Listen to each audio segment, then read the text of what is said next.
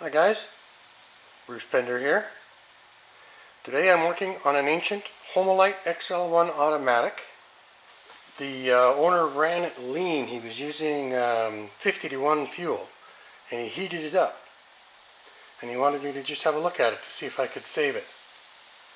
So I took the compression from the spark plug, off the spark plug of course, with my compression tester, and it measured 135 pounds compression, so I'm convinced that's good. So now I am just looking at the output port, the output port. I took the muffler off, and it has a lot of carbon on it. When I did this, I made sure the piston was closed, right there. And there is a lot of carbon built up around this corner here. I'm going to scrape all that out carefully. But if you look at the piston, it has some pretty nasty marks on it, right there. So there is a look at the piston, and you can actually feel the ridges on the piston with a screwdriver. So I'm quite shocked that it has the compression it does. There it is. There's a lot of marks inside that cylinder.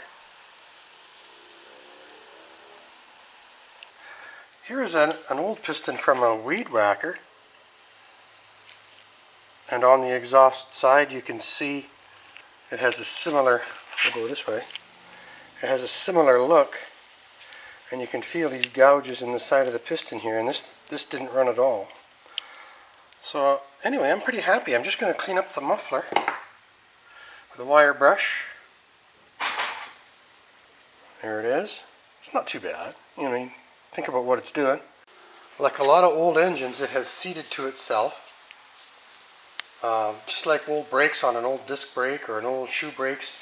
They still work good, but there's grooves inside there, and as long as the grooves don't change, it still has compression.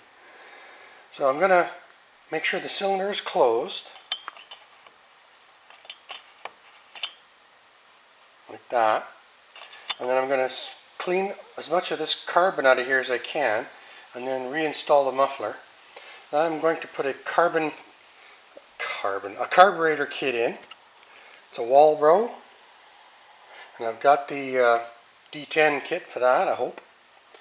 And we'll just do a minor tune-up on this baby and see how she comes out. Okay, tubes, a couple of interesting things. I did take the carburetor out with these two bolts, disconnecting the throttle arm and the choke arm. But the inside nut or bolt, or whatever you want to call it, holding the housing together was stripped. Somebody had used a different bolt from somewhere else on the chainsaw, and they used a coarse thread instead of a fine thread. So I ended up using a longer fine thread. You can see it there, and it actually catches the last 3 or 4 threads on the housing. I did not have a carburetor kit for this. I thought I did. It's not a Walbro K10, but anyway, the diaphragm was relatively soft, so I'm going to put it back together. It's an ancient saw, and these aren't as fine a setup as the other one. I'm just going to make sure that the mixture setting is correct, and I'm going to put some gas in it and make it go. There it is there, 32-to-1. Oops. 32-to-1.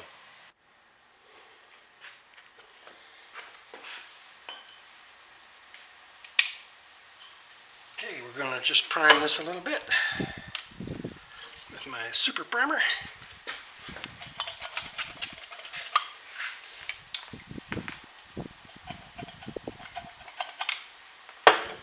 It's going to sputter because there's absolutely no gas in the carburetor. Give her a go.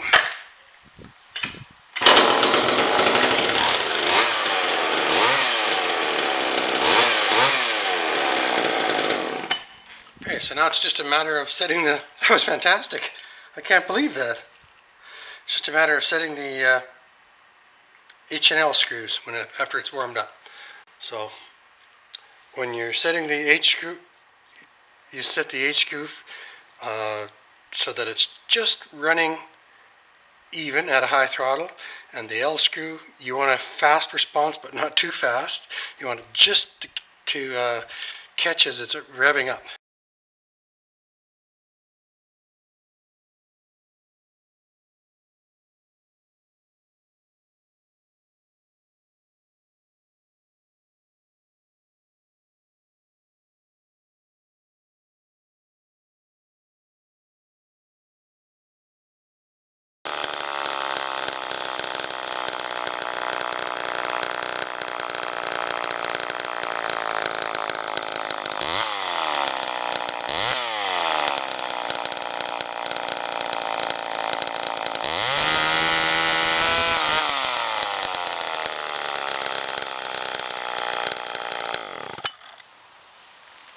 Good enough?